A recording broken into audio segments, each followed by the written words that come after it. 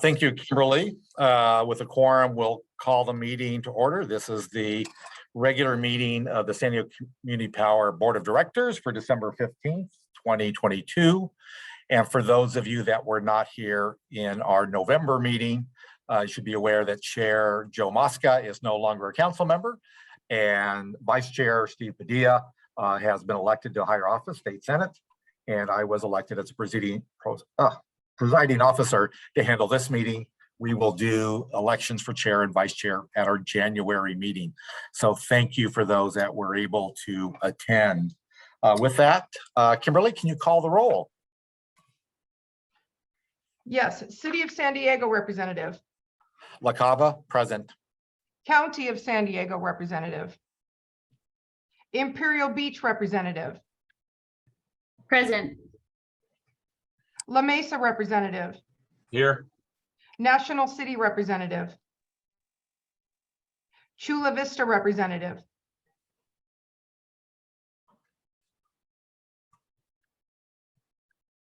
Encinitas representative. If I can hear back from McCann, we have a quorum.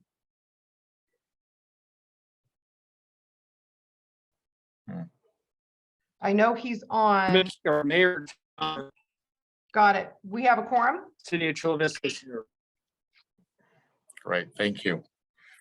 Okay, as we traditionally start off with the Pledge of Allegiance, we have one up on the screen. Hand over your heart. Begin.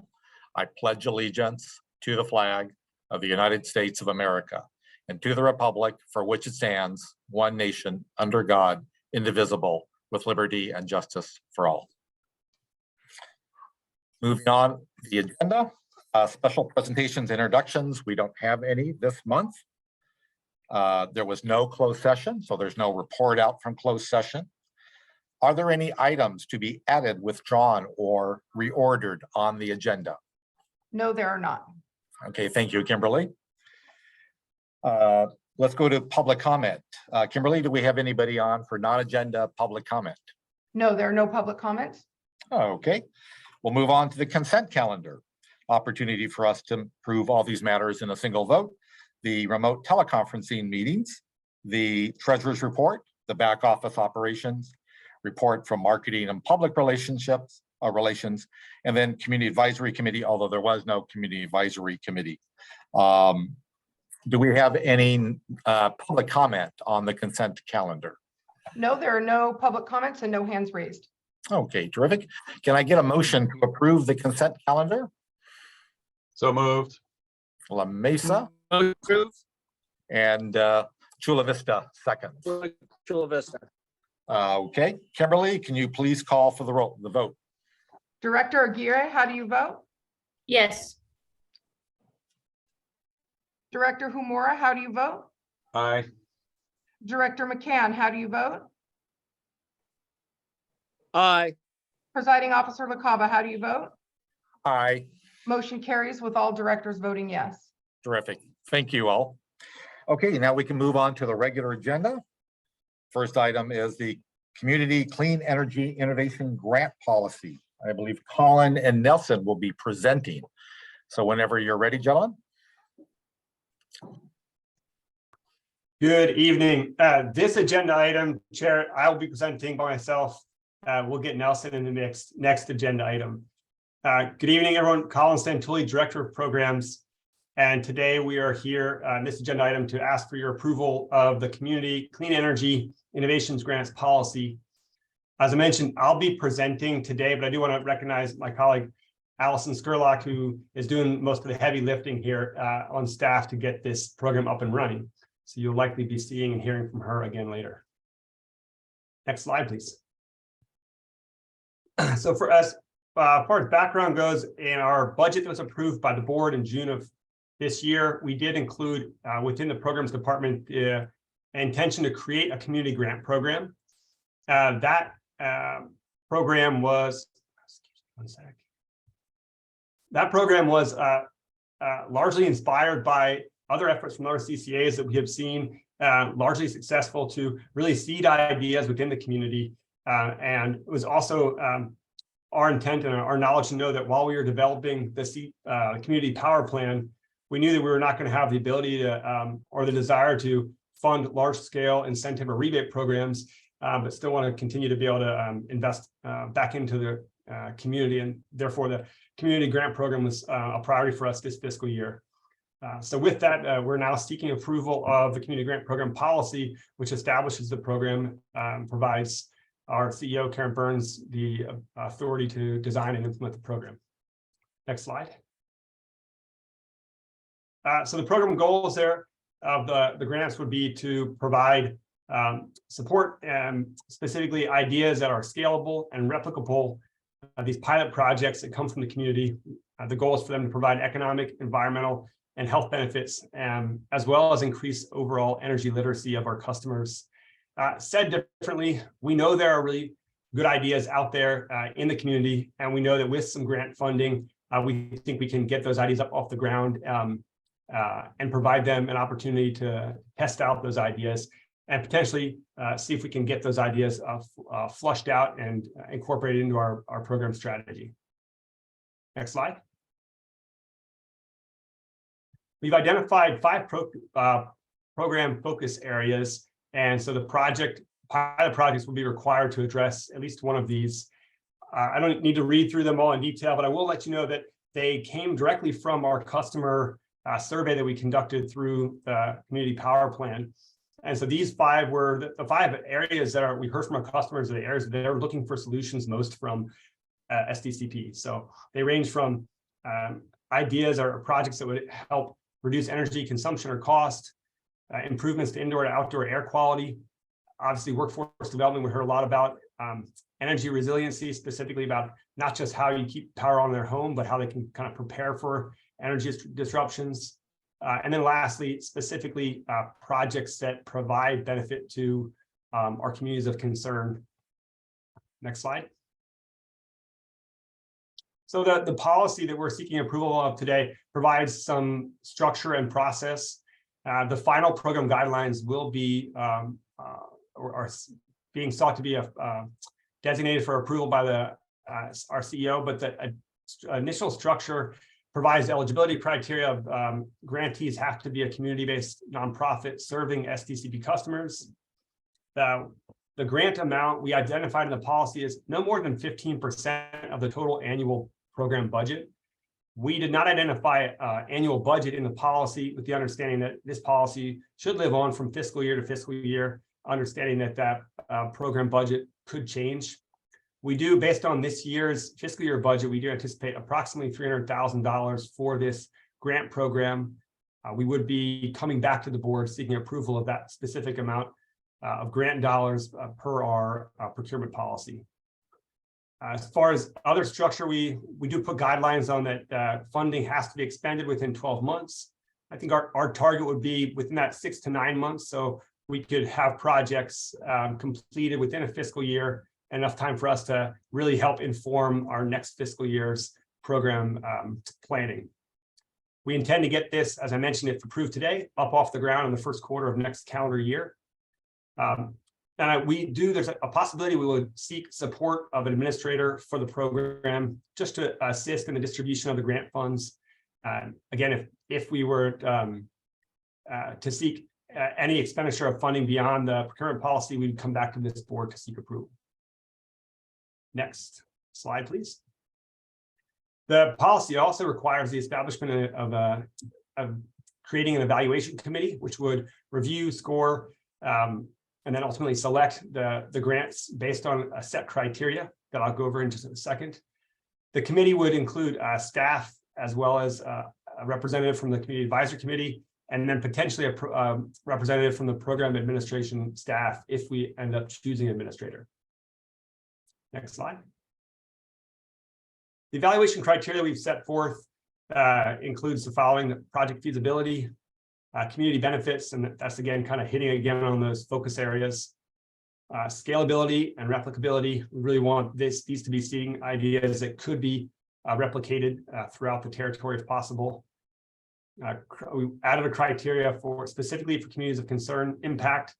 And then lastly, we'd like to seed some new ideas and see what kind of innovative approaches our community members can bring to the table. Lastly, if in the chance that we have even scores across the criteria, we will seek to have some diversity across those project focus areas because they were identified by the community. So if possible, we'd like to get grants that touch all 5 of those areas. Next slide, please.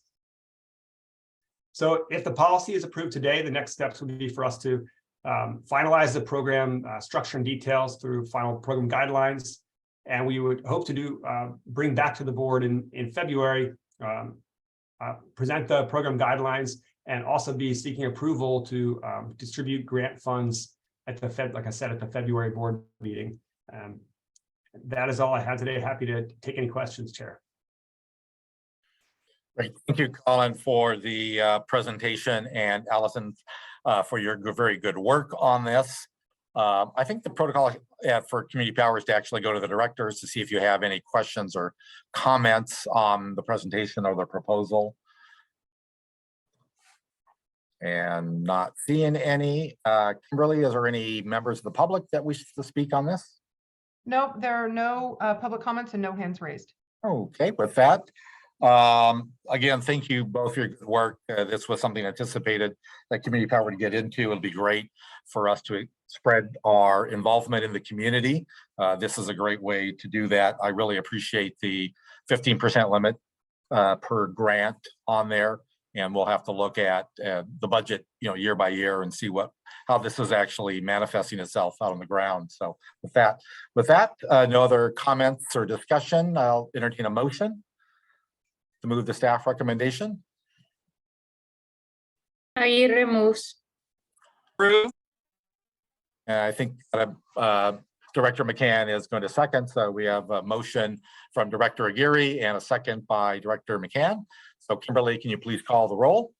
Yes, Director Aguirre, how do you vote? Yes. Director Lawson Remer, how do you vote? Yes. Director Humora, how do you vote? Aye. Director McCann, how do you vote? Aye. Presiding Officer LaCava, how do you vote? Yes. Motion carries with all directors voting yes. Great. Thank you very much. And again, thank you, Colin and Allison, for your good work on that.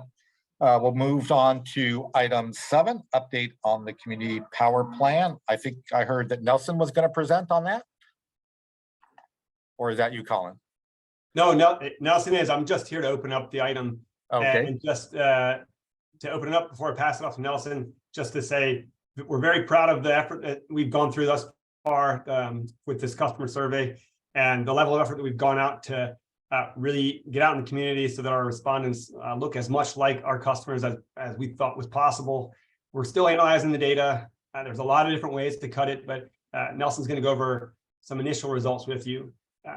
I'll just give a little preview, and then I think you'll see there's not a ton of surprises in here, especially given the state of inflation in the country and the other challenges our customers are facing.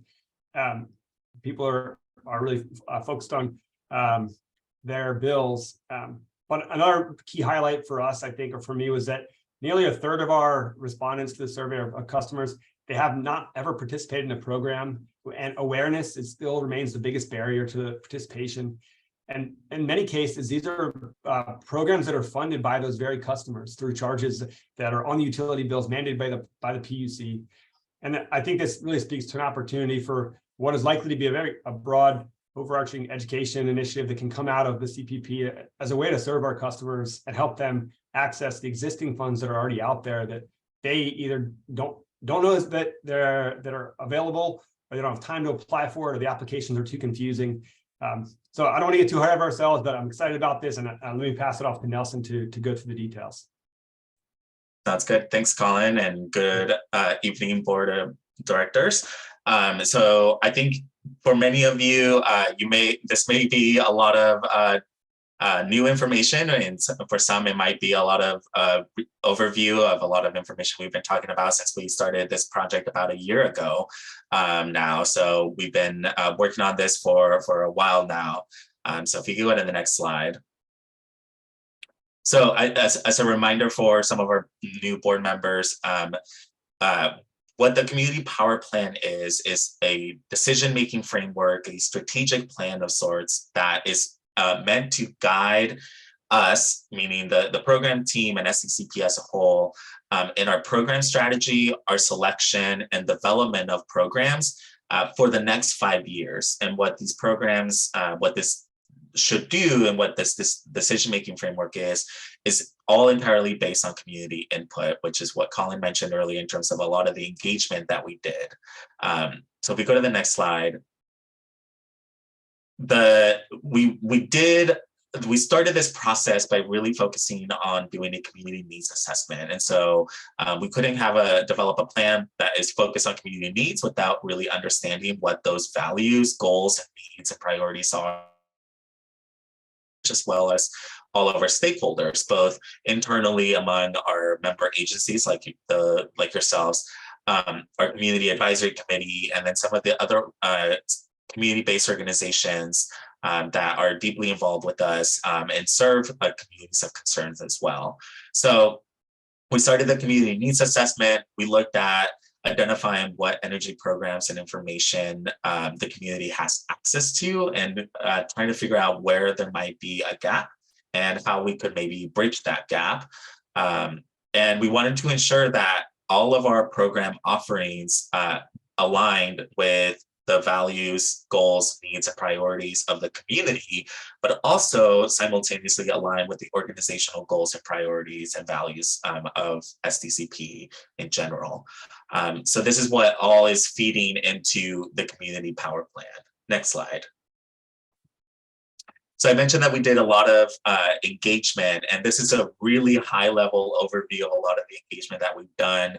Back in September, we presented an update on all of the initial engagement we had done, but this included doing listening sessions with community-based organizations. So we selected 5 community-based organizations that represented large territories of our, large sections of our territory, and focused on communities of concern. We did 12 listening sessions with them overall. We went to a lot of what we called pop-up events, where we showed up with a table and a tent and decided to talk to people outside of the Dulsura market, outside of libraries, at parks. We did a lot of that as well. And then also did what we call the interest group interviews. And what these entailed is identifying, with the help of our board and our committee, identifying groups, community-based organizations or other interest groups that are already organized and focused on a specific community, and interviewing them to understand what they're hearing from the people they serve. And so we did a series of these interviews with interest groups. In addition to doing a lot of workshops, I think we hosted 5 public workshops targeting business, our key accounts, and the public, both in English and in Spanish.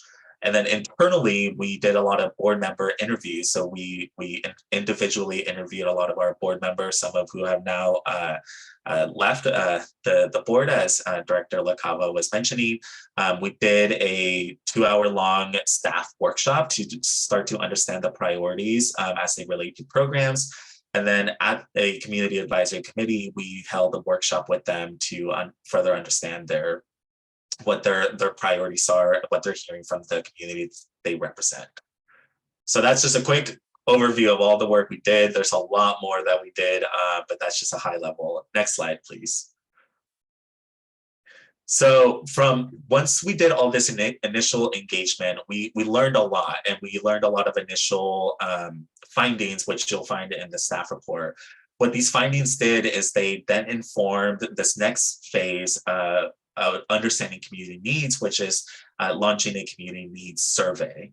And so if we go to the next slide, what this survey is, what it was a 19-question web-based survey that really was trying to get to the heart of understanding the diverse needs and priorities of our community. So understanding that through all the engagement we did, we were really reaching just a small portion of the population. We wanted to expand that to reach as many people as possible. And also recognizing, as Colin said, that a lot of the issues with surveys is they can be either self-serving, people usually people who are wealthier or have more time to take these. And so we really targeted all of our engagement and all of our efforts to try and get as many people to take the survey to really understand community needs. So we launched this at the end of August. We opened it up for 7 weeks through mid-October. And in order to reach as many people as possible, we made the survey available in 3 languages, which were English, Spanish, and Filipino, of which Tagalog is a dialect. And so on the images, you'll see some of the social media posts that we ran. So we did, the next slide will provide a lot of the promotional work we did. But in one of these, the picture you see here, we did a pop-up event where we showed up at Barrio Logan and just talked to people and asked people what community meant to them and encouraged them to take the survey there as well. So we go to the next slide. This is a lot of some of the promotional activity that we did. So to encourage people to take the survey, we offered the opportunity for them to win one of 10 $50 gift cards. So that was an incentive to get the survey completed, which I think was incredibly successful. In addition to every year, we're required by the California Energy Commission to send out a power content label mailer to everyone that has taken service from us in the past year. And so the timing of that mailer coincided with when we opened the survey. So we included the survey in this mailer, and that was sent out to over 600,000 addresses. That bottom picture you see with the blue graphic, that was what was included in that mailer. But we also understood that mailers get lost, mailers get lost. And so we couldn't just rely on that. So we did a lot of promotional activity related to putting a message on customers' bills, saying that we were running the survey. We added a website banner to our homepage. We did a lot of organic social media posts, as well as targeted social media buys that were focused on hard to reach communities. So any kind of money that we were spending was directly related to going towards hard to reach communities. We published paid print advertisement in Spanish and Filipino speaking publications. We worked hard with all of you on the board and all of your staff to get a media kit in front of you so that you can help us promote it to the social media, on your social media channels. We worked with the CAC to do the same thing. We emailed community-based organization asking them to help promote this, to send emails, to send a social media blasts, to share flyers. We worked with the Chambers of Commerce. I want to thank my colleague Lee Friedman, who helped organize a lot of that communication, and worked with business organizations to get them to spread the word about it. Work with our member agencies to make sure that they was posted on their websites and on their social channels. So you can see there's a lot of work going on here. Additionally, we leveraged the partnership that we had with the San Diego Padres to have them send out an email blast to over 160,000 of their subscribers, promoting the survey. And then lastly, we realized we needed to meet the community where they were at. So we did a lot of in-person survey collection at these tabling events, posting flyers, sharing it with community-based organizations, and dropping off physical printouts of the survey. So next slide. So with that all being said, we received over 2,900 completed, validated responses from within our service territory. And I quantify that because we received a lot of responses, some of which were incomplete, and some of it actually came from CEA territory. So we received a lot of responses from people who got it in San Marcos, who got it in Vista, who completed it. So clearly we were doing something correctly, but we couldn't count their responses in this because they weren't within our service territory. So just know that we got a large number of responses, but when we looked at the data and started distilling it, we got to over 2,900 of these. Over 2,800 came from residential customers, and 131 of the completed validated responses came from commercial. Next slide. And so I wanted to take a minute to talk about some of these initial results with you all. Next slide. So as Colin mentioned, it was really important for us to make sure that we were making sure that when we were running the survey, that we were receiving as many responses from people that represented our community. We didn't just want to hear from one dominant group and have everyone else's voices kind of be silenced. So while we were running the survey, we were adjusting our promotional activity based on these variables in terms of member jurisdiction, housing type, housing tenure, meaning were they renting, owning, or other, and also annual household income. And so you'll see that some of these charts, we receive pretty good representativeness overall for the responses from customers. The dark purple is what we compared it to, which was census data, and the light purple, the lilac color, is the results from our survey. Next slide. So one of the first questions we asked our community, and this was really a question that we wanted to ask to understand the context. So we wanted to understand, because we don't work in a silo, even though people are being affected from all different angles, we wanted to understand what is the major challenges, or what are the major challenges and issues that the community face. And although we can't necessarily address every single one of these, we needed to understand it because it provides context for the programs we will launch. And so we identified from the residential respondents that, and no surprise to any of us here, that finding housing that's affordable is one of the top challenges for residential customers. And then employment recruitment and retention was the top choice from commercial customers. And so it's important for us to know this information so that we know where the community is at and what is most important to them, and make sure that we're just taking all this information into account when we are going to the next slide, which is about energy issues. So we wanted to focus on what are the major energy issues that our community is facing. If we go to the next slide, Kimberly, please.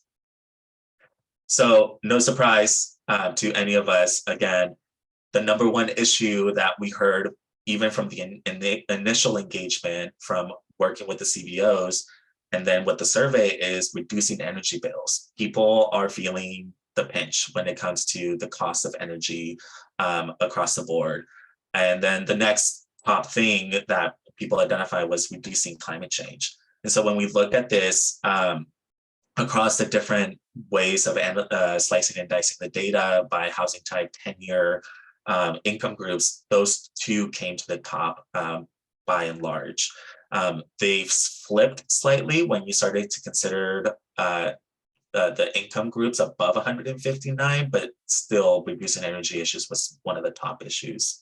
For commercial, interesting enough, we learned that creating good, well-paying jobs in the energy sector was important for them, as well as reducing their cost, which is no surprise.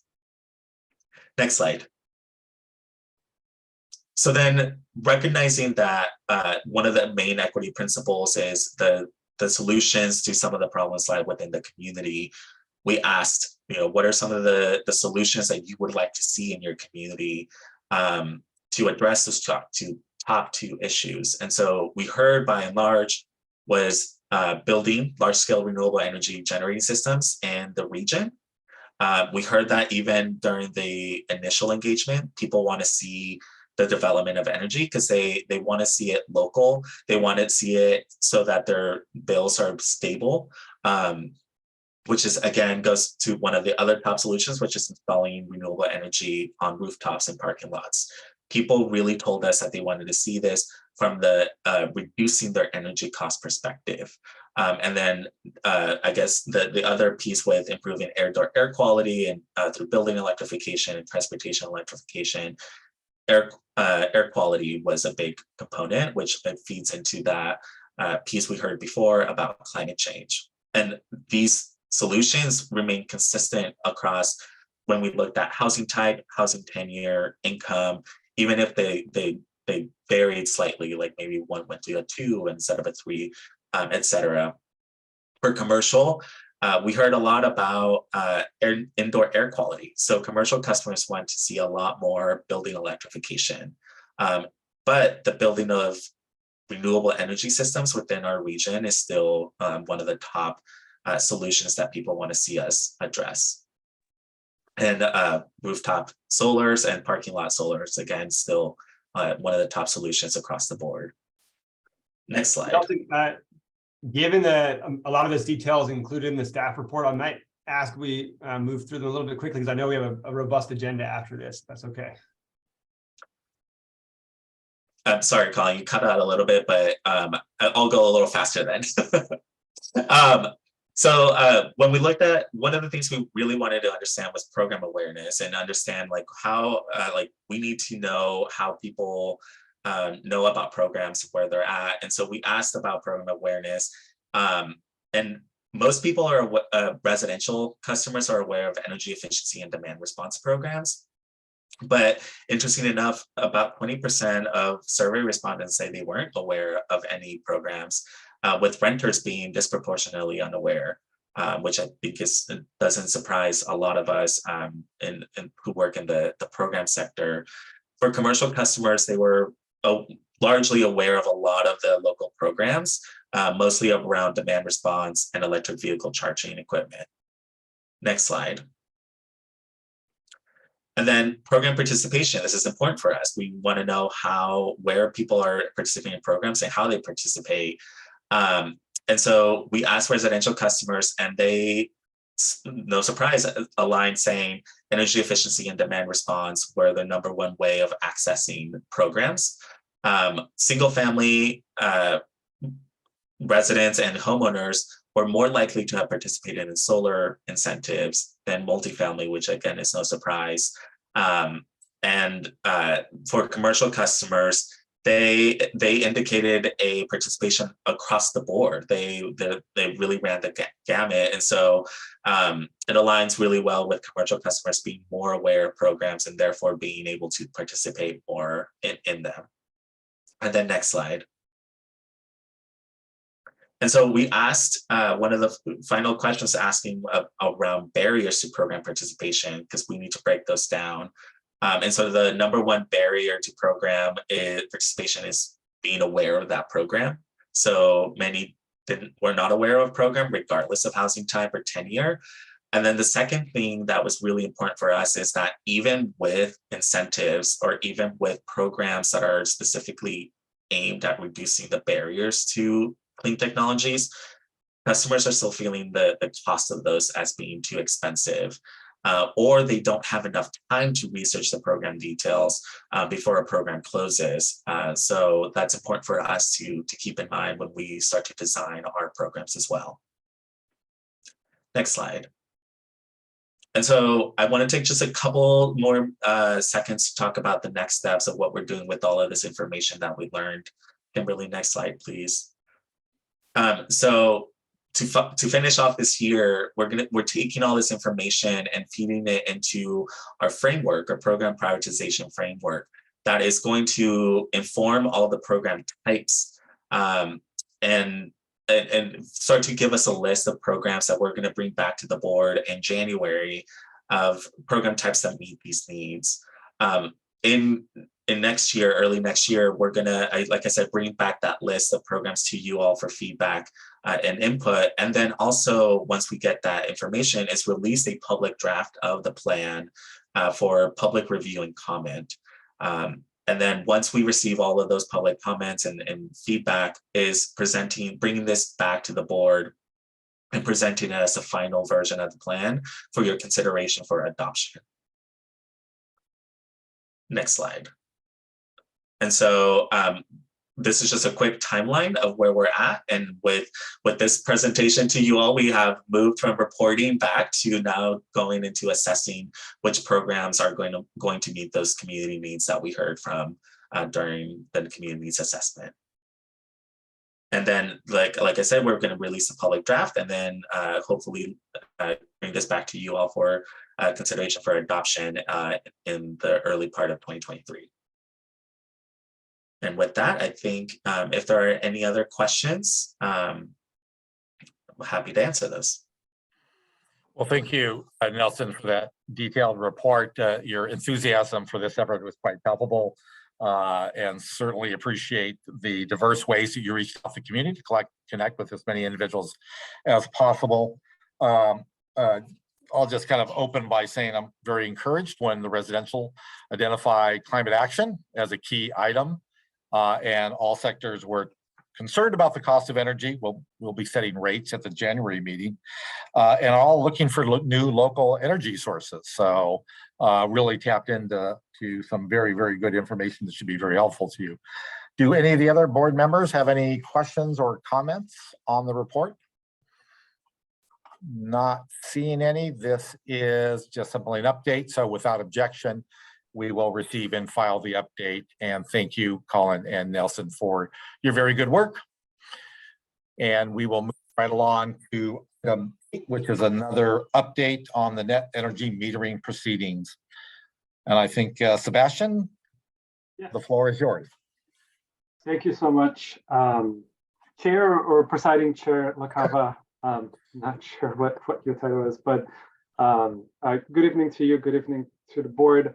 I'm here to provide a thorough update on the net energy metering proceeding, which actually concluded today. Next slide, please. So just before we dive into the details, let's take a trip back in time and show you all. I won't go through every bullet point, but I really show you that SCCP has been thoroughly involved in this proceeding.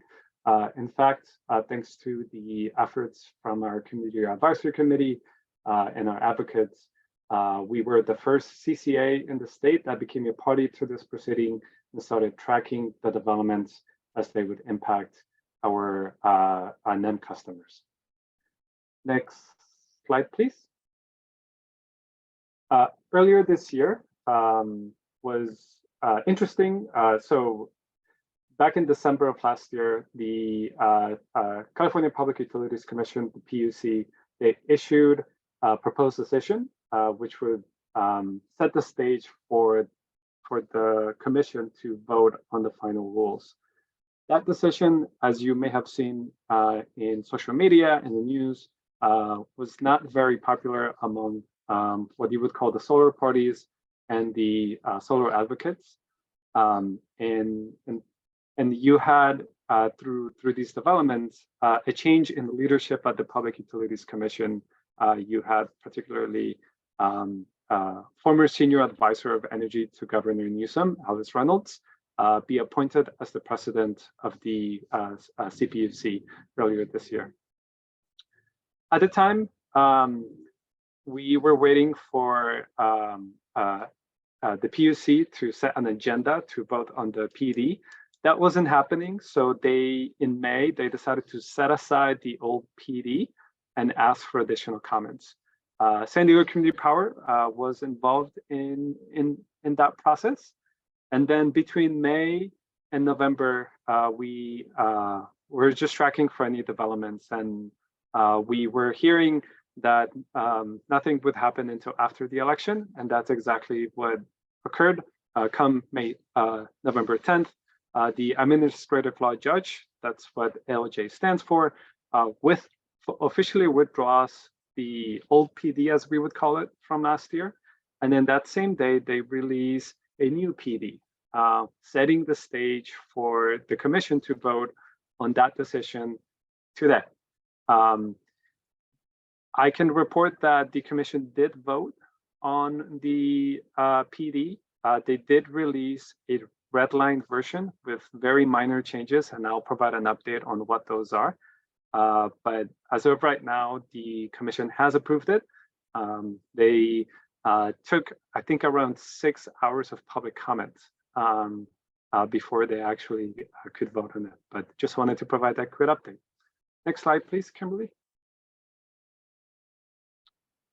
So what's included in new PD or in the decision that was voted on today, and what's included here is what SCCP advocated for and what we ended up with winning in the decision. NEM 1 and NEM 2 customers, they are protected, at least for now, but they are unchanged. We advocated for dropping the grid benefits charge. That also was dropped, but that will be moving to a demand flexibility proceeding, which we will also be tracking. We advocated for a glide path approach because we, along with other parties in the proceeding, saw that there should be a transition between the existing retail rate-based compensation into the new system. And so by creating a glide path approach, that would ease up the transition. We also advocated for new NEM customers, they're calling them new net billing customers, to be moved towards electrification rates. These rates are found throughout the 3 IOUs and already have an embedded fixed charge component to them, as you can see here on the screen. The objective is to encourage more customers to install battery storage systems so they can mitigate the peak loads during those hot summer months that we all know about. And then we also advocated for new customers to pay bills on a monthly basis. If you all may recall, SCCP already does that for existing NEM customers on the generation side of the bill. What the PD does now is that it requires new net billing customers to pay their bills both from a generation side, but also from a transmission and distribution side. This is to allow customers not to have an end of the year bill shock. A lot of customers during the previous regime would not pay their bills monthly because they didn't have to, but then they would be surprised with a large bill shock at the end of the relevant period. Next slide, please. What else is included in the PD? You've heard me mention net billing. What this basically means is that new customers are placed on this new structure where retail export compensation rates are aligned with the value of exported energy to the grid. What this basically boils down to is that compensation is now based on what the commission is calling the avoided cost calculator. This value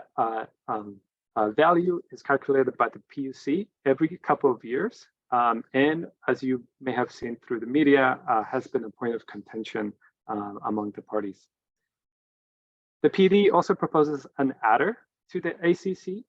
So basically adding, for example purposes, let's think of our Power 100 adder. We add up an adder to our rates to customers. The PUC is doing the same. And so they are adding an adder to the ACC value to cushion that transition from the retail rate-based system into the new one. Unfortunately, the PUC cites that because of SDG&E's very high rates, the payback that customers have here in SDG&E distribution territory is a lot more lucrative. And so therefore, they do not need an adder. We had fought this through previous comments, and unfortunately, we did not win this. I will also note that an adder is not provided for low-income customers. So an adder is provided to PG&E and Edison customers, but unfortunately not for SDG&E. The PD, before it was redlined, was a little vague and stated that the adder would be funded by the public purpose all ratepayers. On surface, but by reading down the surface, you may think that SDG&E customers may be on the line to funding that adder on behalf of SCE and PG&E customers. I can confirm that through the red line that was released yesterday, the commission clarified that only this charge is funded by the customers in each utility. So the adder that SCE customers would get is funded by SCE customers, and so on and so forth. And for low-income customers, in terms of aiding them with installing solar and storage systems, the commission points to an existing proceeding, the SCHIP, or Self-Generation Incentive Program. They state that through AB 209 last year created a $900 million equity fund that would assist customers with installing these systems. We express concern in this because $900 million hasn't been appropriated yet by the legislature, but particularly we stated that it is not a lot of money, and in the decision they state that the funds would be available starting July of next year, which is very quickly. Next slide. And lastly, the decision now creates a transitional period for new net billing customers. Starting today, or starting when the decision is issued, which may be tomorrow, customers, there will be a 120-day sunset period, meaning that any new solar customer that wants to lock in the NEM 2.0 billing tariff will have until April 15th to submit an interconnection application with San Diego Gas and Electric. If they miss that period, they will be placed on the NEM 2.0 tariff on a transitional basis until the investor-owned utilities have updated their billing systems within 12 months starting today or tomorrow. We express concern that as a new customer, you want to have financial security in knowing how much you may be getting compensated based on the size, the productivity of your system. In our comments, we had actually asked for the IOU billing systems to be updated first, and then for the sunset period to begin. Unfortunately, I can confirm that the red line version that was released yesterday did not include that. And so we will be working internally to arm our contact center with the right answers to the questions that will be coming down the pipe. Next slide, please. I've mentioned our responses to some degree or another, but just to highlight them here real quick for you all. We filed joint opening comments with a series of CCAs. I can mention that San Diego Community Power, since earlier this summer, has been leading a group of CCAs on this proceeding. You can see the names of the CCAs here. I won't mention them, but we asked for the sunset period to be extended to 180 days. We asked for the sunset period to begin after the IOU billing systems were ready. We wanted to clarify that SDG&E, STCP customers should not pay for the PPP charge that would support customers in other IOU service territories. And we asked the Commission to consider additional incentives for low-income customers outside of SJET. Lastly, this is one that I failed to mention, is that non-residential customers, meaning local governments, of which many of you are a part of, will not receive the adder. And so that will create some questions in terms of making the finances work for new solar systems. Next slide. And then shortly thereafter, 5 days after the opening comments were filed, December 5th, we filed the reply comments. This was very brief with a few other CCAs, where we supported Sierra Club's recommendation that the glide path from the retail rate-based compensation to the ACC not be based on an annual basis, which the Commission lets that out to be at 9 years, but that it be based on an installed capacity of 1 gigawatt. And the reasoning behind that was to see what the market reaction would be to these new rules. That also did not make it into the red line PD, which was voted on today. Next slide. A couple of things. I've mentioned one of those that were wins for us was that the Commission did clarify that SDG&E customers would not be paying into the adder that would be that PG&E and SCE customers would be benefiting from. So that's good. And then separately, this was not part of our comments, but virtual NEM and NEM aggregation customers. Initially, we're going to be moved over to the new net billing structure, or moving over to a compensation system based on the ACC. Parties were arguing that there was not enough information on the record to support that type of transition.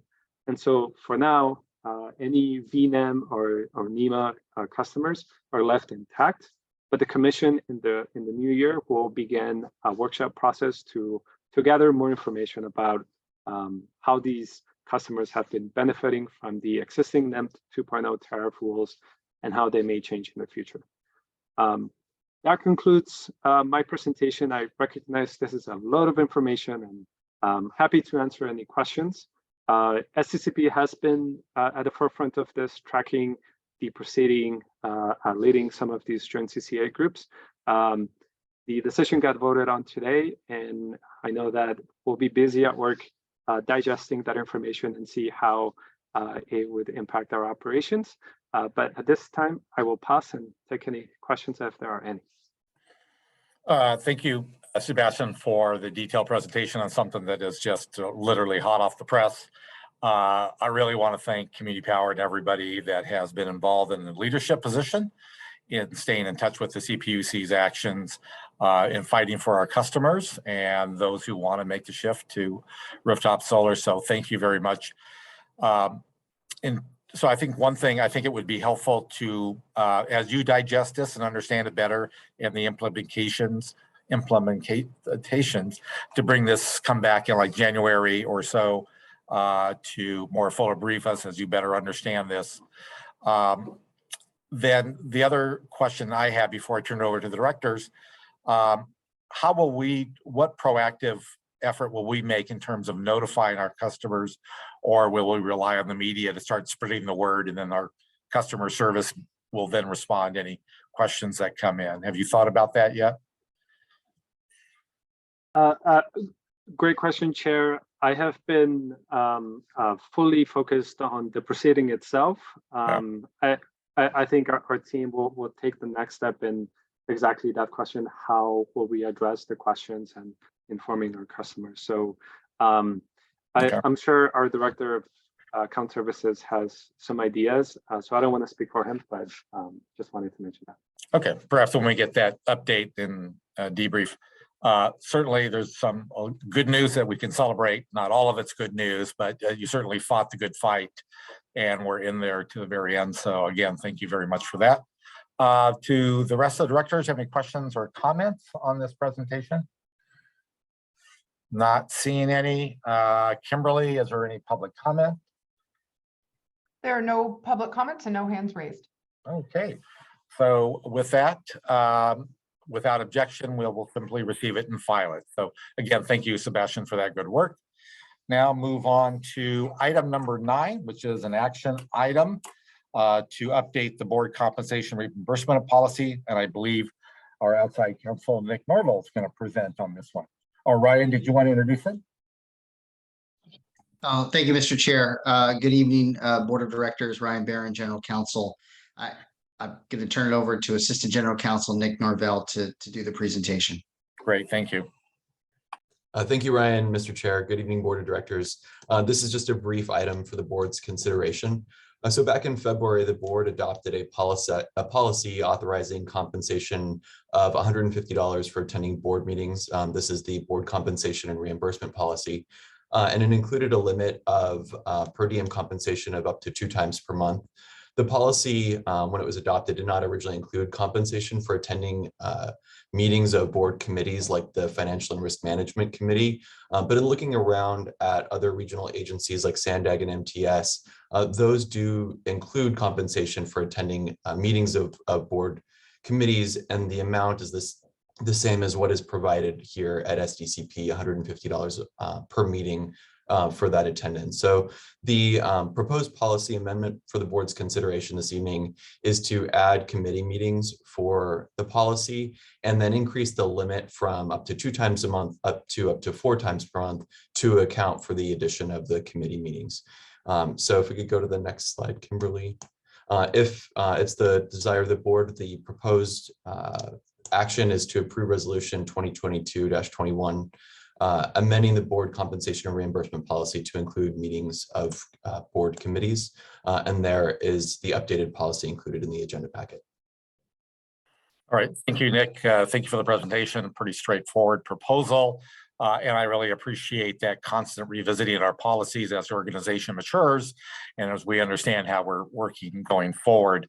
I don't have any other questions or comments. Any other questions or comments from the board? Not seeing any. Do we have any public comment, Kimberly? No public comments and no hands raised. All right, I'll entertain a motion to move the staff recommendation. Move to approve. Okay, from National City, we have a motion to approve. Do I have a second? Second.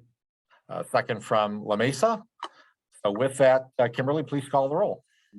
Director Aguirre, how do you vote? I think Gary dropped off earlier, so the representative from Imperial Beach dropped off. Okay, let's see. Director Bush, how do you vote? Yes. Director Lawson Remer, how do you vote? Yes. Director Humora, how do you vote? Aye. Director McCann, how do you vote? Aye. Interim Presiding Officer LaCava, how do you vote? Aye, Motion carries with all directors voting yes. great. Thank you. Again, thank you, Ryan and Nick, for your work on that. Now we come to the final item or final action item on the agenda.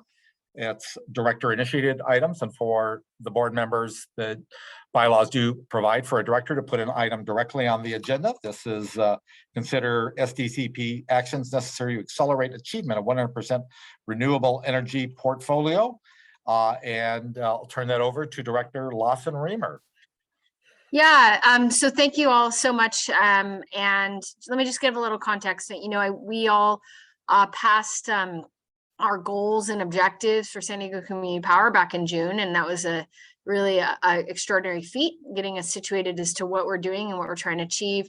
Obviously, moving towards 100% renewable was one of the main reasons San Diego Community Power was founded. And as we were just reminded by the results of the community survey, is one of the highest priorities of consumers throughout San Diego County. So this is not only part of our original reason for being, you know, it's also front and center in our adopted goals and strategies for San Diego Community Power, and is a high priority for folks across our entire community. So as I was kind of looking through and thinking about various options and strategies to move us towards 100% renewable, one thing struck me that I thought we needed to take a look at, which is the schedule around renewable energy, the default opt-in for individuals regarding which renewable energy portfolio they're being opted into. Right now, we're opting folks into 50% renewable. That's just the default. They just get opted into 50%. They can choose to go higher, but we all know that inertia and people often really are not have to be motivated to make a change. So even if someone might prefer to be 100% renewable, you know, I think you all know I'm a research data scientist by background. So very aware of all the psychology research that people don't tend to choose other than their default opt-in unless prodded to do so. So those default opt-ins are really important. And if we are stuck at a 50% as our renewable energy default opt-in, it's going to make it really difficult to get to our goal of 100% renewable by 2035 across all of San Diego Community Power's portfolio. So I wanted to look at how we could potentially shift that default opt-in to get to 100% renewable as the default opt-in in 2030. In order to kind of begin setting us up for success to meet our 100% renewable energy goal by 2035. I think for clarity, just to make sure, and I know I've had this conversation with a number of stakeholders, so forgive me if I'm saying something to my fellow board members that are obvious to you, but I think I certainly found in conversing with stakeholders that it wasn't clear. We are not talking about mandating or making anyone have any particular mix of energy, or that they have to move to more of a renewable portfolio. That's still each customer has a choice to opt down or even to opt out, right? I mean, they can all opt out to San Diego Community, they can all opt out to SDG&E, and they can also all opt down to 50% renewable as their energy mix if they prefer. So this is not about taking options off the table or anything like that. It's just about shifting what the default is so that if people want to be advancing their climate goals, which I think is pretty clear from the data that they care about, that we really make it easy and convenient for them to be advancing those climate goals. And again, if they don't care about the future of the planet, they're free to opt down to a 50% renewable energy portfolio if they want to. So that's really the intent of this action. And in order to shift our default opt-in, we would need to take a board action. It might end up being changes in our JPA. It might end up being a new policy. We would need to have county council take a look at what the best options are to shifting our default opt-in. My hope is we could do it through something simpler, like a policy change. It might require a change in the JPA, but I think the intent here is to have council take a look at what our options would be on shifting those that default to be greener and cleaner, and come back with some options for the board. And then in addition to that, I think it's important for us to look at if we did shift the default opt-in, which I think would then, I think we could predict that a default opt-in that shifted to 100% renewable or 75% renewable instead of 50% would probably accelerate our move towards 100% renewable energy portfolio. Certainly that is my intent behind the motion. And so I think it would probably be pretty safe to assume that there's a good number of folks who would stay with that default choice and would not choose to opt down. So I think it would be safe to bet we would be likely moving more quickly towards 100% renewable. So the second part of this motion is just to make sure, or sorry, I should say, the third part of this motion is for the staff to just look at an impact analysis of these potential changes on our energy procurement. With just keeping in mind that we had two goals around energy procurement. One was moving to 100% renewable by 2035, but the other, equally important goal was to get 15% of that energy from rooftop and infill solar that's local in our community. So wanting to make sure that we're not going to be negatively impacting our ability to achieve our second objective, which is, moving towards procuring our energy from rooftop and infill distributed solar by accelerating our achievement of our first goal. And that's the intent of that third action, is to really just look at making sure we're not going to derail our board efforts and goals towards rooftop and infill solar procurement if we accelerate our movement towards 100% renewable across the board. So I know that was a mouthful, but I also, want to make sure folks are clear on what we're trying to do here, and that it's really about bringing back some options for the board to look at in the spring, and with some analysis behind it, so that we can see how we can make sure it's easy for our customers to do the right thing and take action to stop the climate crisis. Thank you, Director Lossman, both for bringing this forward and the presentation on this. I'm going to go to the board first. Do you have any questions on this proposal? Director Bush. Yes, thank you, Chair or Acting Interim Chair, and appreciate Supervisor Lawson Remer for her initiative on this, because we definitely need to take bold action on the climate crisis. And these sounds like some concrete steps, so I appreciate that.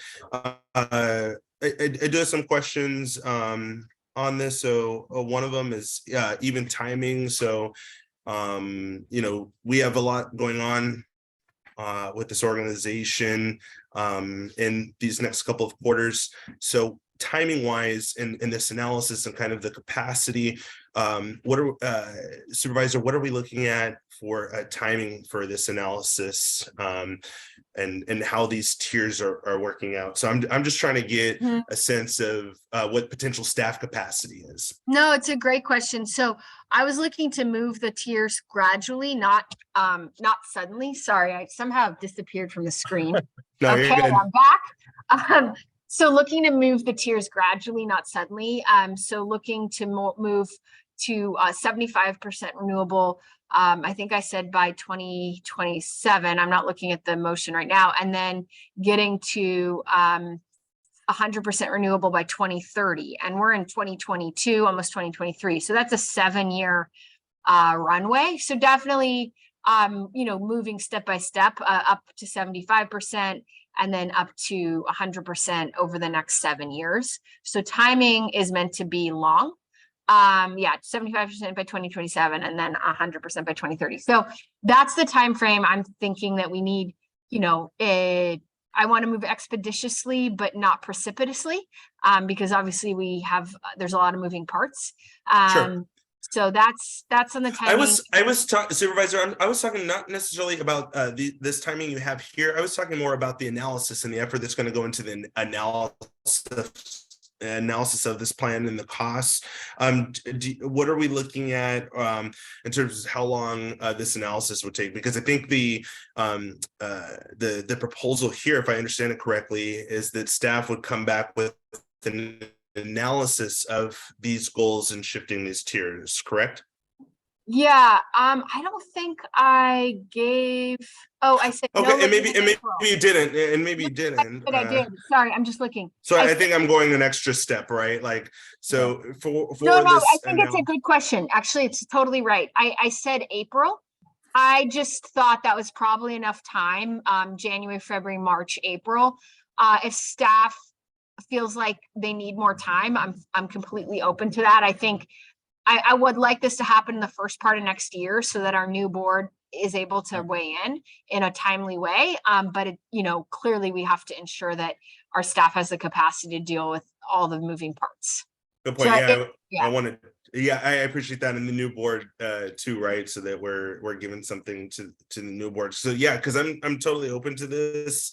And I think so I just want to be sensitive to the level of effort the analysis will take. Also, what the potential benefits and drawbacks are too. So and maybe that's something I just need to study more and on my own time research this more.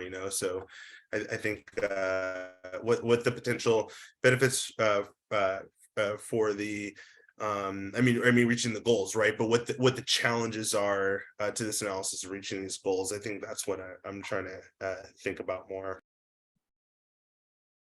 So I guess maybe I'll redirect that to staff. So Karen. Maybe, yeah.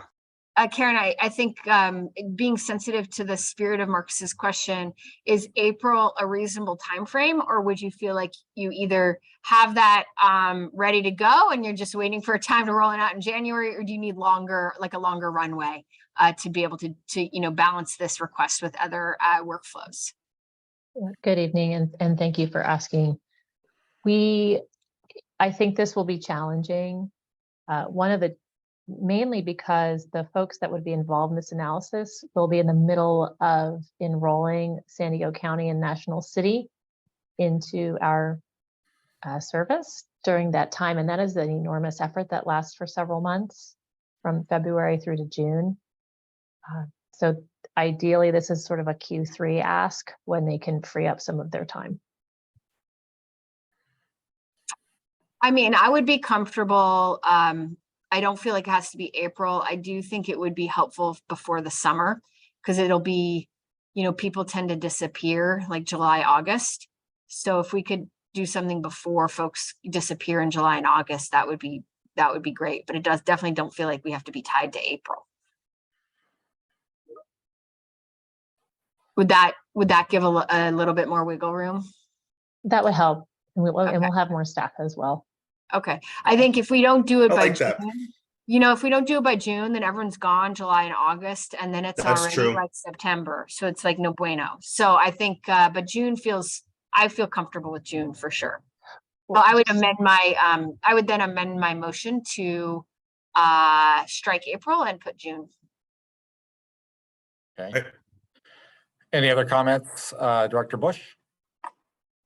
No, I just, no, thank you, Director Lawson Reamer, for that, and that flexibility, because we want to move things forward, but I know we want to be careful, balancing staff. I know I made the mistake of doing that in national city or own organizations. Sometimes when we spread ourselves thin, we end up doing things not to the full quality that we want to. And this really does deserve the quality, but at the same time, recognizing that we do have a climate crisis, right? And we have to do things. We should have done things yesterday, right? So I just appreciate that balance. So, but I'd definitely be interested to hear from more staff, our council, or the other board members on this, by leaning toward supporting this.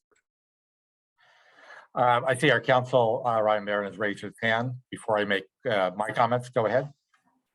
Yeah, thank you, Mr. Chair. Just in terms of timing, I just wanted to remind the board, and based on the first recommended action, I don't think this would require a joint powers agreement amendment, but please don't hold me to that. But just to remind the board that process is 30 days notice to the cities prior to execution of the amendment. So in terms of that timing, we'd want to get you those documents sooner rather than later. And I don't foresee that a lot of work by legal, but I just wanted to throw that out there for timing.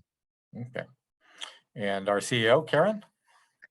Hi, yes, I'm just reaching out to staff right now, and that's actually a really challenging time because it's really April, May, June is the enrollment. So to give you a sense, we started sort of you prep for it, right? We're prepping for it now. That preparation intensifies in February, March, and then the enrollments start April, May, June. So they typically run. And as I recall, last year was sort of the first week of June was when we were done with that enrollment. And during that time, just because again, we lived through it last year, it's really all hands on deck. So we want to do this study. We're all here with the same vision and values and mission, heading in this direction. And we would like to do this study thoughtfully. And the folks that are needed to do it properly are the ones deeply embedded in this enrollment process. So I guess I keep leaning in on Q3, and maybe what we're doing is we're doing this study June, July, after the June, then July, August, and we're presenting it when folks are back from holiday in the September time period with a plan. And that this could also tie to our strategic planning, which we'll do in the March, April period. So we could discuss it with the broader group then, and then we could be studying it and putting together that study through that summer and then presenting in the fall. I mean, that would be the timeline that would work best. Okay. I mean, I certainly want to make sure this is practical and doesn't disrupt our work. I don't think it's necessary. I mean, I guess we can include it in the strategic discussion. This seems so minor to me, frankly. We're literally saying, okay, we're already moving to 100% renewable. Let's just make it a little bit easier so our customers don't have to make that choice themselves if they already want to do it. It's kind of like the most basic, like 101 of kind of like getting people enrolled where you hope that they want to be, and you can give them the option to opt out. So I frankly don't think this is a very big deal. So I don't think we need to like waste a bunch of time in our strategic plan about this. People can if we want. I mean, I again, certainly don't want to like disrupt workflow by this study. I mean, I think my question to you, Karen, is like trying to better understand like what's entailed, because it seemed to me that I'm sure we already have a really solid power procurement plan. And it's just like, taking a look at that existing power procurement plan, but maybe my understanding is incorrect. Maybe we haven't built that power procurement plan out sufficiently. And so there's more work involved than I realized. So I think that would be helpful to better understand sort of like where are we at with our strategic planning around power procurement and how it relates to like our infill distribution and the timeline getting up to renewable by 2035. Because if we're not as far along as I thought we were on that, then I do see why this would be a little bit more time intensive. Great. And Byron, actually our managing director of power, is here. So I'm going to send happy this to question chime, in his direction. Thanks, Byron. happy to chime in. Yeah, I think thanks for all the discussion. Can you all hear me? Okay, I'm on a new computer and I've had a couple issues, but hopefully you can hear me. Yeah. Okay, great, thank you. Yeah, I think definitely I can appreciate the discussion here, the suggestion, and to study, in the climate crisis as we are, doing everything we can as quickly as possible to really, alleviate or mitigate some of these impacts. Agree with, so to hear, I think, the urgency, also hear the need to study this and do it thoughtfully. So agree with all of that. One point I think I'd like to clarify is around the request to increase renewable percentage or portfolio composition over time. I think we're currently expecting to do that as it is. It may not be codified, I guess, in a JPA or in a bylaw, but we are planning to do that from 55 to 100% between now and 2035 as it is. So I think we need to clarify. We currently have two product options: one that's starting at 50% last year and then increasing over time, and then another one that starts at 100% and remains.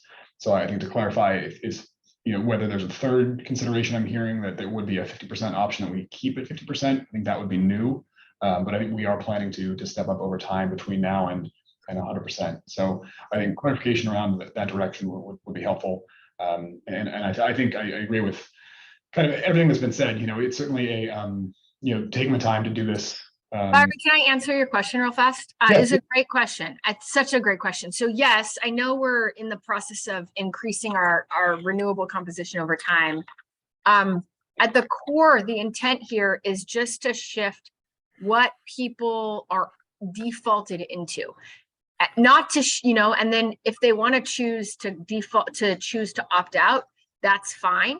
I'm just interested in us shifting what is kind of considered normal, not changing the options on the table. So I am very open to an amendment by staff to clarify that direction in terms of what the kind of options are. But yes, I do understand that we're increasing the composition. Two, I am very aware that what's written currently in the JPA does not say that we're increasing the composition. It says as a default opt into 50%.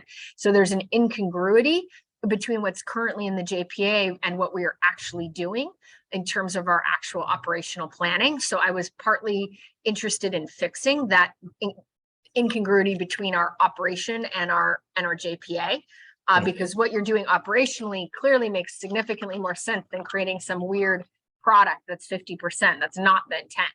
You guys are doing the right thing operationally, but the JPA doesn't reflect that. So just to make that very clear, that's helpful. Thank you. At the right, you guys are doing the right thing. I'm super proud of it, happy to be part of it. It's just not what the JPA says, which is weird. It's we shouldn't have that incongruity. But the most core piece of this is when you get signed up for San Diego Community Power, you should just get signed up for the 100% renewable product. If you don't want it, if you want to opt out to the less renewable product, fine, we'll protect your right to choose. But we should be opting folks into 100% renewable as the default, because we all know that people generally just sort of stay put in whatever they were defaulted into. And let's make it easy for people to save the planet. Let's not make it harder for them to save the planet. Let's partner with our consumers so that we make it easy for them to do what they want to do, which is to take action on the climate crisis, which is what San Diego Community Power is all about. So that what I imagine, Byron, would be your modeling challenge that I would anticipate that if I was trying to think about how to do this model that I think would be difficult, would be to try to predict based on other examples of people's opting out or opting down, what percentage of folks do we think that we defaulted into 100% renewable would then opt down to the less renewable mixed product? Because that's the thing you have to model to then predict, well, what's going to be our demand for 100% renewable, and to then what extent is that going to not be in alignment with our current projections regarding our renewable energy portfolio procurement. Did I make sense? Yes, and I may have misunderstood previously. I appreciate that. I think the clarification is helpful. And yeah, I think we will, certainly will take a good bit of modeling, as you say, both on the collecting data from other CCAs regarding opt-outs and opt-downs for higher renewable percentages. I think we certainly look at that. I don't think it's anything we can't study, but maybe on timing, would it be helpful if we kind of huddled as staff on this and got back to you all in January with a proposed timeline, for next year, for when we could get this done and roll it out? Yeah, I would be totally comfortable with that. Again, I definitely don't want to create extra work. This feels like you should be in the process of building your energy procurement model in any case that is building in the projections around rooftop and infill. And you can't, once you have that, this does not seem like a very big lift. It's an overlay. But if you haven't built that model, then this obviously would be difficult, extremely difficult. And I think certainly, I think it's a sort just minor toggles. Certainly, I think the biggest thing, honestly, and as we model costs and renewable targets going forward, is just all the uncertainty in the industry now. So I think that's those are kind of the assumptions as we see supply chain impacts and everything else that have kind of thrown the industry for a loop the last couple of years. I think there are wide error bars on all timing and costs associated with renewable and battery storage projects. And so I think that those are kind of the biggest impacts. And so if we're significantly increasing renewable and targets, I think in the next few years, I think that would be just kind of, I guess, compound, the wide error bars there. But we're certainly happy, certainly understand the question, and we can get back to you. At the core of the core of it is really, look, we have a couple products. We should just automatically sign people up for the product that's addressing the climate crisis, saving the planet, and aligned with everyone's values. If they don't want that product, then they can choose otherwise. But why are we making it difficult for people to do what they want to do and to do the right thing for our community? Yeah. Understood. Yeah, I mean, I think a couple of thoughts to kind of jump in here and maybe kind of bring this to a comfortable position. One, I think there's also was introduction of an idea that I am not supportive of, which is if our portfolio is at 75%, I don't want to give people a choice to opt down to 50%. If we are rate competitive, I agree. And we're at 75.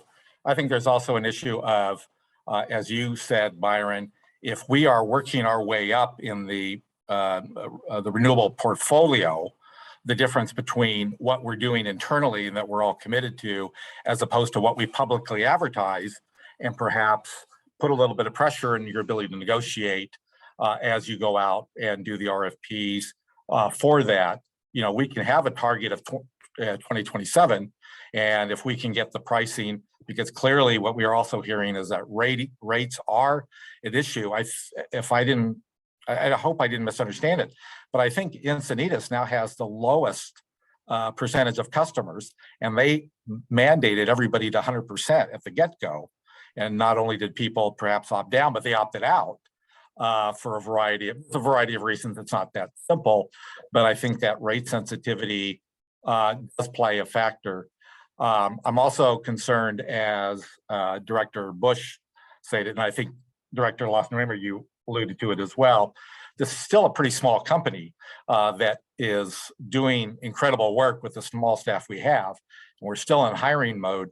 So to introduce something that will take some time to be thoughtful so the board members are informed is a big lift while we're rolling out National City and the county, while we're also starting to hire to fill the positions that we don't have. Give Byron and the other directors more assistance going in. Because what I would also suggest, I appreciate the introduction of the third part, which is the impact analysis. I would not want to limit it because there are a number of factors that may come into play in terms of the impact of, as I said, doing the RFPs and presaging what targets we're trying to hit faster that may give us less negotiating ability, the impact on rates, which you have to be sensitive to. I want to do the right thing for the planet. I want to move us to 100%. Any individual member is allowed to, if I understand correctly, with adequate notice to say, my constituents in my jurisdiction can opt out to 100%. Again, I don't want us going backwards. As we get up to 60, 70%, you're just automatically brought along with us going forward. You don't even have to do anything or even be notified that you're getting a much more climate change, climate action measure. We're not asking you to do anything. So again, I think it's the right direction. I think it certainly sets a direction where the board wants to go. We did say 2035 in our last session a year ago, give staff a little bit of breathing room, but saying we want to go faster, notwithstanding the war in Ukraine, supply chains and all that. We want to go as fast as we can.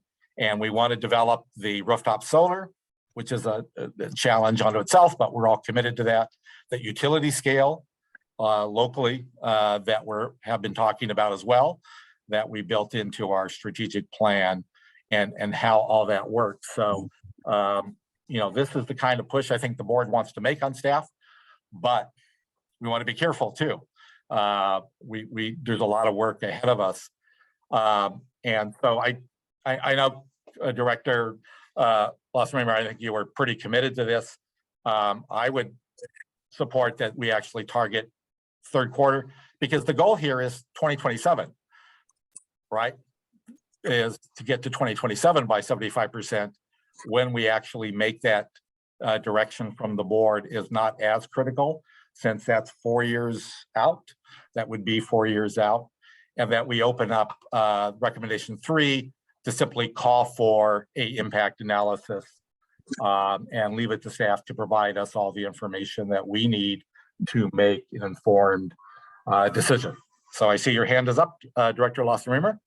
Yeah, no, I would be happy to take those amendments to my motion. And I actually want to suggest something further, is that I would be quite interested from staff.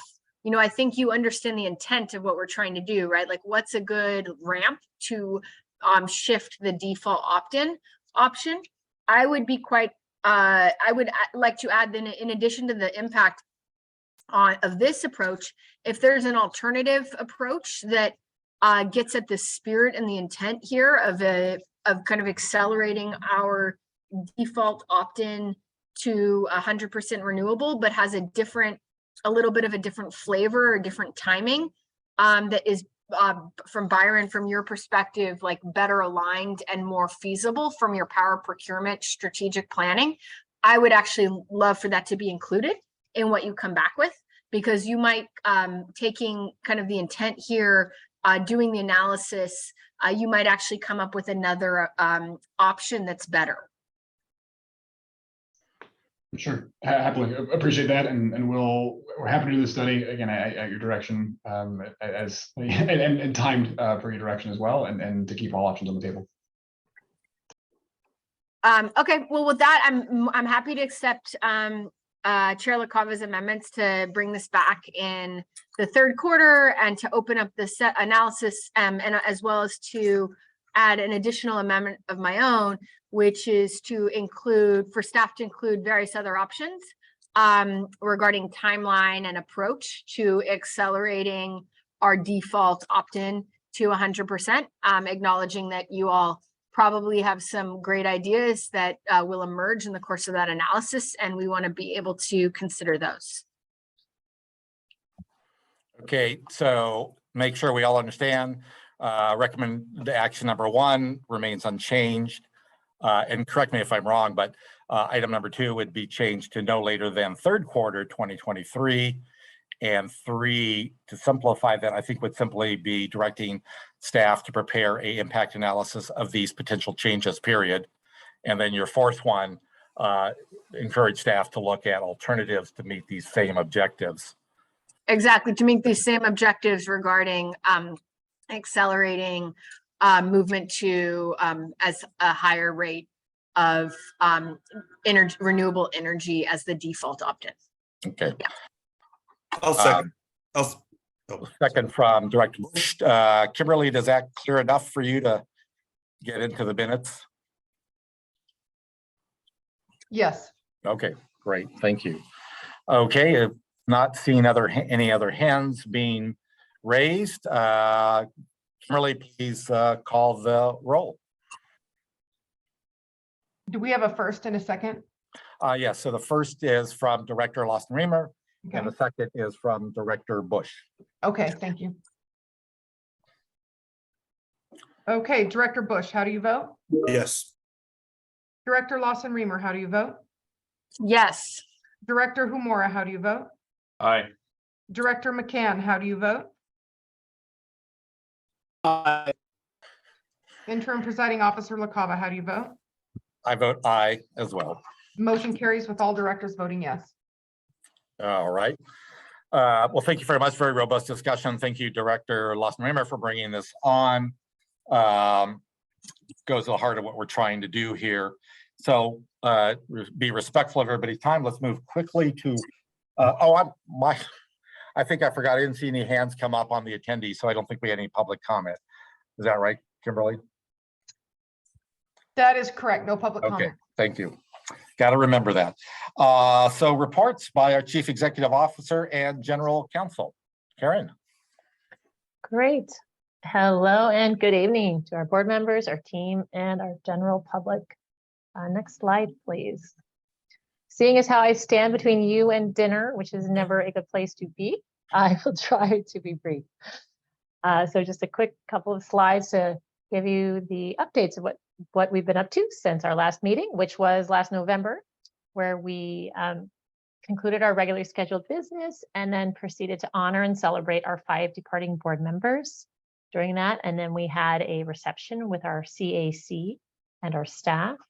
So we honored Mayor Serge Dedina, Mayor Alejandro Sotelo Solis, Councilmember Bill Baber, Deputy Mayor Joe Mosca, and Councilmember Steve Padilla. Next slide. Okay, we've also been out and about in our community. We tabled at Starlight Night, which was a tree lighting ceremony in Chula Vista. Next slide. Next slide, Kimberly. No, it's the food distributions one. One slide up. There it is. Our amazing outreach team also volunteered their time to support food distributions in Imperial Beach and National City during the Thanksgiving holiday week. Next slide. Internally, we completed part 2 of our JEDI training, where we continued learning from experts Salina Villegas and Tyrell Simmons. And during this facilitation, we talked and shared experiences about implicit bias, feeling-centered change efforts, and how we can work to build a highly inclusive and cohesive team. Slide, please.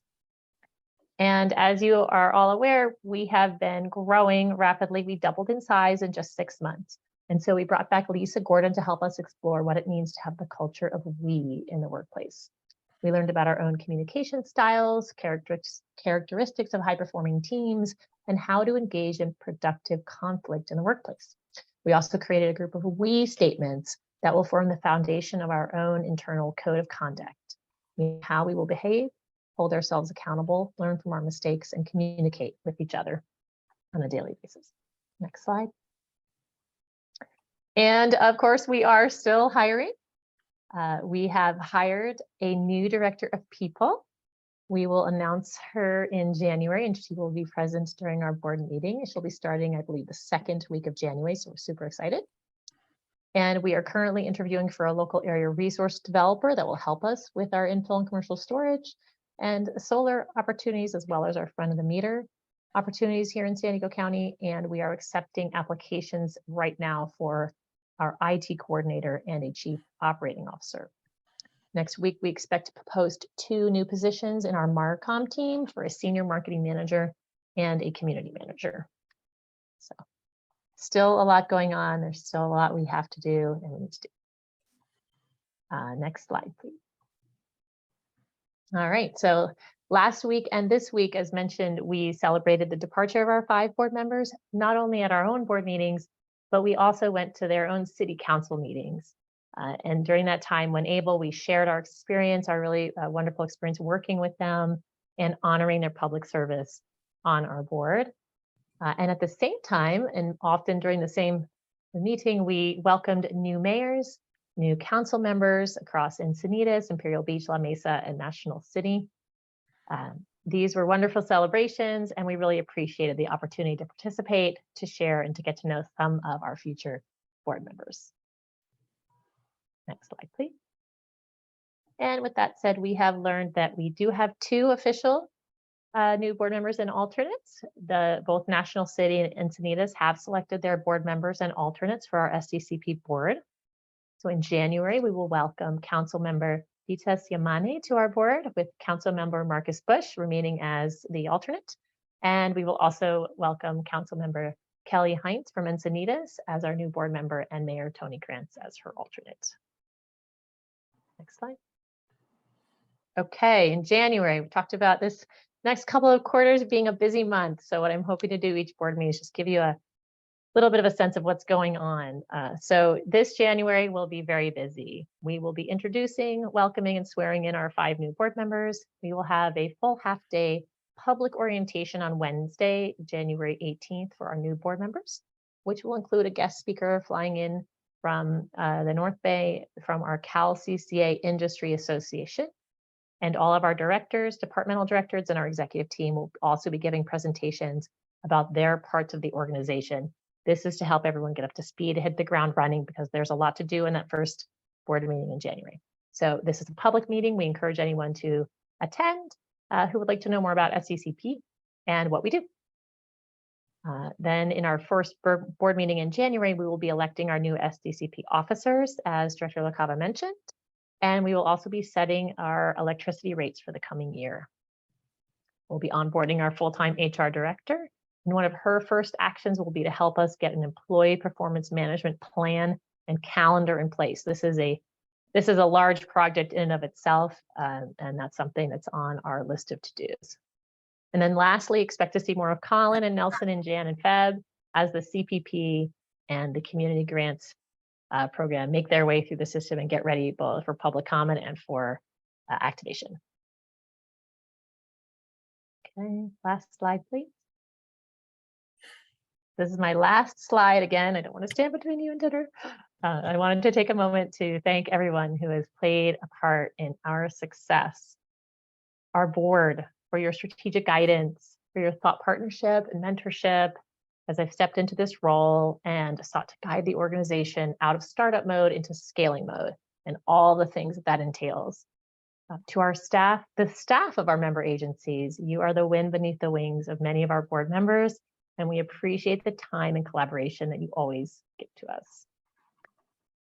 Our team, I will say this group of professionals is so passionate and talented. I can't say enough about each and every one of them. This is truly the dream team here in San Diego, and I could not be more proud nor more grateful for the incredible commitment they make every single day to realizing our mission and vision and to living our values. We must thank our CAC. This is a group of talented, passionate community members who never cease to amaze me with their local knowledge, their incredible histories, their stories, and their passion for their communities. We thank you for volunteering your time and energy to our cause. To our partners and vendors, we appreciate you, whether that's Calpine or Pacific Energy Advisors, Ignite HR, Keys and Fox, Toadstool and Associates, Ohm Connect, SD Loyal. You all do such critically important things for us and work behind the scenes, often unnoticed. And of course, our customers and our Power 100 champions, the Padres, SD Wave, Sharp Healthcare, Illumina, and the San Diego International Airport, all of those who took the time to complete our customer survey for the CPP, to attend one of our outreach events, to come to our table and just share with us their concerns as members of our community.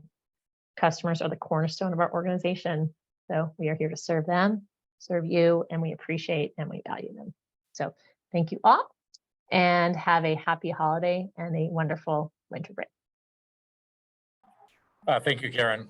Thank you for those warm words. Ryan, was there anything from General Counsel? Nothing from General Counsel, no reports, just happy holidays, everybody.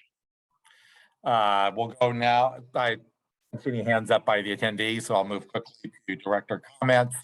What an amazing year. It's hard to believe, Karen, that you haven't even been here a full year yet, and how much has been accomplished over the past several months.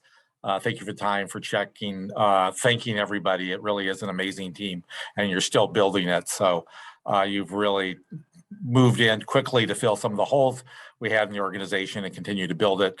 We are so fortunate for everybody that works at Community Power and the great job you're doing, and the ambitious vision we have for what Community Power is going to be here in our city. With that, I will give Director Humora a friendly nudge to encourage the city of La Mesa to appoint someone. And January 10th. January 10th. Okay, good timing. And then with Director McCann, we hope that we'll hear that you will be the new primary on that. And I think we did lose Director Aguirre, but hopefully Imperial Beach will also be able to appoint a primary and an alternate going forward. And with that, I think Director Bush has a comment. Yes, thank you, Chair. I'm really excited for this new year. Really want to thank staff for all of their hard work this year. And I know we're always in transition. This is still a relatively new organization. We're bringing new members, including National City. So really just want to appreciate staff's hard work on this. And I want to welcome Council Member Dita Siamani. She's actually on the call right now, so she's been listening. So she's already ahead. And if you all, I really encourage not just staff, but my colleagues here to reach out to her to get to know her. She's very accessible. She has a very long history here in National City, in her region. And what I'm really excited about her personally, you know, when we look at these boards, right? Representation matters. Representation is important.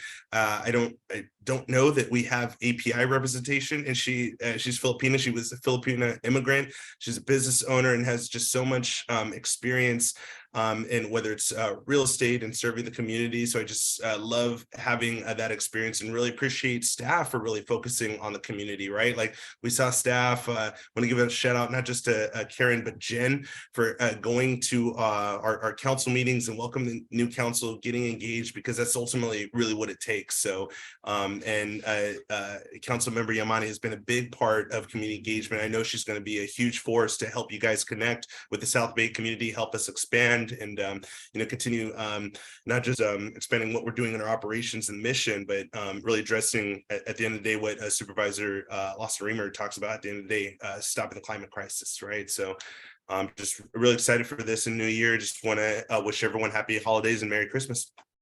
Yeah, thank you, Director Bush. Yeah, I'll echo the comments of, I think at one point we had nearly 20 attendees watching in, so there's great public interest out there. We'll see attendance when we go back to live meetings with that. So not seeing any other hands up, I too will wish everybody a happy and safe holidays. And I will adjourn this meeting to our next meeting, a special meeting on Monday, January 23rd at 11 a.m. That will be that first new meeting with new board members, and it will be a big one, setting rates for 2023. So again, stay safe, everyone. Have a great holidays, and we'll see you then. Thank you. Happy holidays.